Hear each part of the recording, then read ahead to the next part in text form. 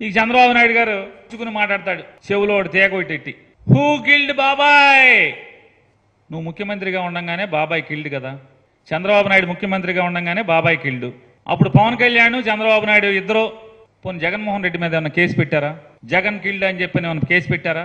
Case పెట్టలేదు సరి కదా, కనీసం నింద కూడా మోపలేదు కదా. అప్పుడేమో పవన్ కళ్యాణ్ నువ్వు కలిసి నువ్వు ముఖ్యమంత్రిగా ఉంటావు, బాబాయ్ కిల్డ్ అయినప్పుడు జగన్ నాట్ కిల్డ్ బాబాయ్ అని ఆ రోజు అంటావు, జగన్ నాట్ కిల్డ్ బాబాయ్ అనేమో నువ్వు ముఖ్యమంత్రిగా ఉన్నప్పుడు అంటావు. ఇప్పుడేమో హూ కిల్డ్ బాబాయ్, హూ కిల్డ్ ఎన్టీఆర్ అనుకోవచ్చు కదా, హూ కిల్డ్ ఎన్టీఆర్ అని. ఈ దిగజారుడు మాటలు జనానికి మతిమరుపు ఉంటుంది అనుకుంటారు. ప్రతిదీ నువ్వు ముఖ్యమంత్రిగా ఉన్నప్పుడు వివేకానంద రెడ్డి గారు హత్య గావించబడితే ఆ హత్యలో దోషులు ఇవాళ నీతో తిరుగుతారా?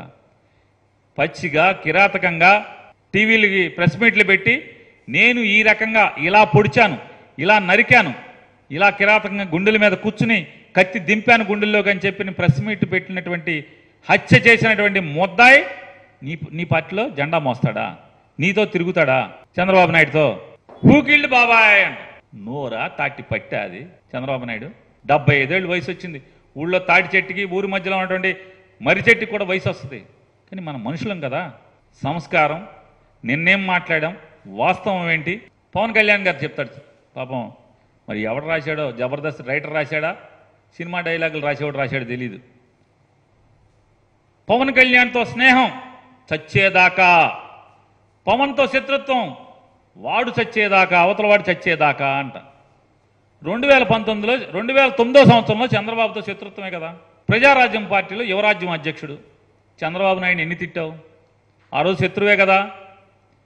మామగారి దగ్గర నుంచి పార్టీని దొంగతనం చేశాడన్నావు.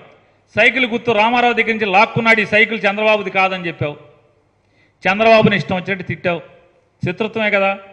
2009లో చంద్రబాబు నాయుడు శత్రుత్వం మరి చచ్చేదాకా ఉందా? 2014కి వచ్చేప్పటికి చంద్రబాబు నాయుడుతో స్నేహం మళ్ళీ.